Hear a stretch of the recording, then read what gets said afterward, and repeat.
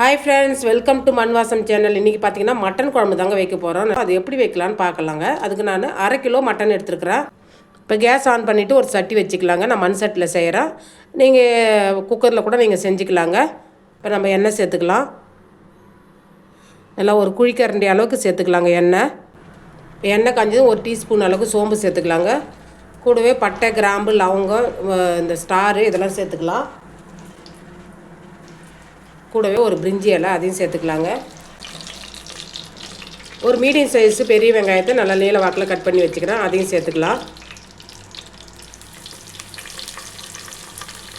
அதாவது ஒரு டோட்டலாக ஒரு 100 கிராம் வெங்காயம் தேவைப்படுங்க. பெரிய வெங்காயம் 50 கிராம் எடுத்துக்கோங்க, சின்ன வெங்காயம் 50 கிராம் எடுத்துக்கோங்க.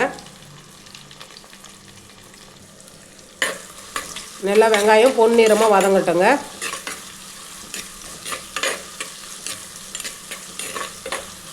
இது கூடவே ஒரு கொத்து கருவேப்பிலை சேர்த்துக்கலாம். நல்லா வெங்காயம் இந்த அளவுக்கு வதங்கணுங்க. இப்போ மட்டன் சேர்த்துக்கலாம். ஒரு 3 பச்சை மிளகாவை நீல வாக்கில் கட் பண்ணி சேர்த்துக்கலாங்க.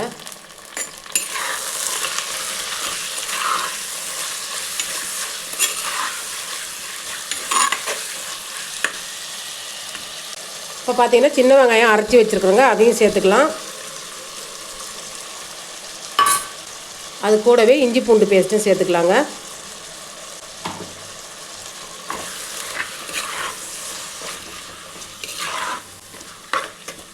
ஒரு 25 கிராம் பூண்டு எடுத்துக்கோங்க, ஒரு 25 கிராம் இஞ்சி எடுத்துக்கோங்க. நல்லா பேஸ்ட் பண்ணி அதை சேர்த்துக்குங்க. நல்லா அந்த கறி கூடயே சேர்ந்து நல்லா அந்த வெங்காயமும் இஞ்சி பூண்டு பேஸ்ட்டும் பச்சை வாசனை போகிற அளவுக்கு நல்லா வதக்கி விடுங்க. நல்லா அந்த வெங்காயம் இஞ்சி பூண்டு பேஸ்ட்லாம் நல்லா வதங்கி கறி நல்லா பாதி அளவுக்கு வெந்துடுங்க.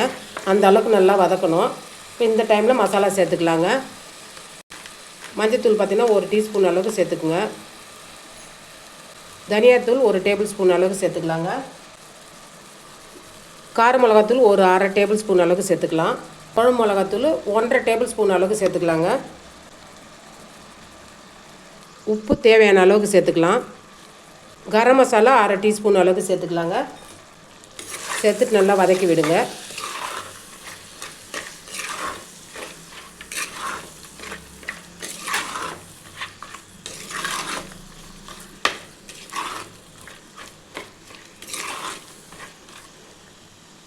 இப்போ அந்த மசாலா வதங்குற நேரத்தில் நல்லா ஒரு 2 பெரிய தக்காளியை பொடியாக நறுக்கி சேர்த்துக்கலாங்க. தக்காளியை மசாலா சேர்த்துட்டு இது மாதிரி சேர்த்து பாருங்கள், குழம்பு சூப்பராக இருக்கும். அதையும் சேர்த்துட்டு நல்லா வதக்கலாங்க. இப்போ தக்காளி ஏன் மசாலா சேர்த்ததுக்கப்புறம் சேர்த்தனா, மசாலா சேர்த்ததுக்கப்புறம் அடி பிடிக்கும் இல்லைங்களா, அதனால் இப்போ நீங்கள் தக்காளி சேர்த்திங்கன்னா அடி பிடிக்காத அளவுக்கு நம்ம வதக்கிக்கலாம்.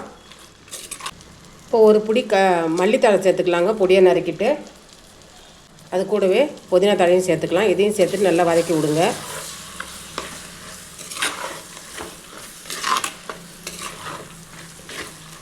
நம்ம வதக்கிறதுல கறி பாதி அளவுக்கு வெந்துடுங்க.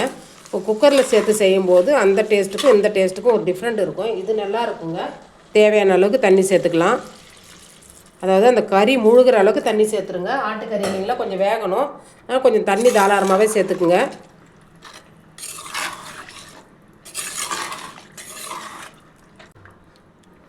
அவ்வளோதாங்க. இப்போ நம்ம கொதிக்க விட்டுடலாம்.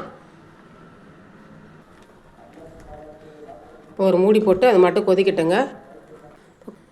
இப்போ குழம்பு கொதிக்கிறதுக்குள்ளே நம்ம மசாலா ரெடி பண்ணிடலாங்க. இப்போ பார்த்திங்கன்னா தேங்காய் நல்லா ஒரு 1/4 மூடி தேங்காய் நான் எடுத்துக்கிறேன். முழு முந்திரி ஒரு 5, 1 டீஸ்பூன் கசகசா எடுத்துக்கிறேங்க. இதை கொஞ்சம் தண்ணி ஊற்றி பேஸ்ட்டாக அரைச்சி எடுத்துன்னு வந்துடலாம்.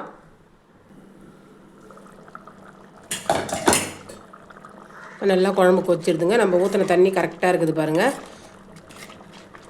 நல்லா கறி வெந்துருதான்னு பார்த்துக்குங்க. இப்போ நம்ம அரைச்சி வச்சுருக்க தேங்காய் முந்திரி பேஸ்ட்டை இதில் சேர்த்துக்கலாம்.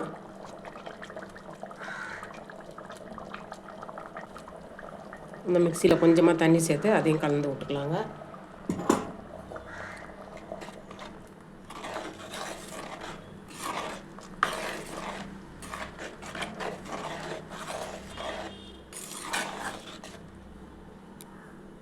இப்போ தேங்காய் சேர்த்து ரொம்ப கொதிக்க தேவையில்லைங்க. ஒரு 2 நிமிஷம் கொதிச்சா போதும். ஒரு 1/4 டீஸ்பூன் ஜீரகத்தை வறுத்து பொடி பண்ணிக்கணுங்க. 1/4 டீஸ்பூன் மிளகு இதையும் சேர்த்துக்கலாம். கூடவே கருவேப்பிலை தழையை சேர்த்துக்கலாங்க. அவ்வளோதான். இப்போ கேஸ் ஆஃப் பண்ணிடலாம். மிளகு ஜீரகம் சேர்த்ததுக்கப்புறம் கொதிக்க வைக்க தேவையில்லைங்க. அவ்வளோதாங்க, சூப்பரான மட்டன் குழம்பு ரெடி ஆகிடுச்சு.